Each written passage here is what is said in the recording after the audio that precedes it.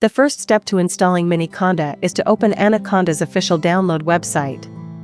Once you're on the site, click the Skip Registration button to bypass account creation and directly download the software. On the right side of the screen, you'll see the Miniconda installers. Click the Download button. It should automatically detect your operating system.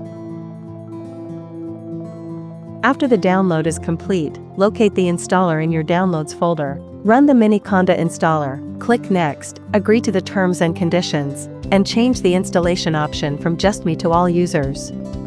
Click Next again and provide administrator privileges if prompted.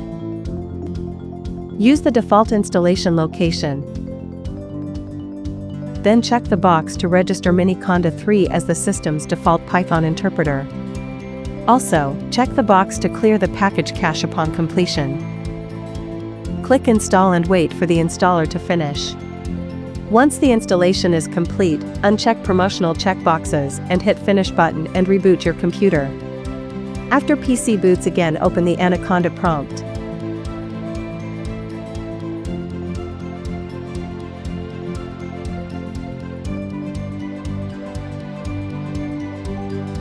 Type the conda init command to add Miniconda to your system's environment variables, allowing it to be recognized by other software.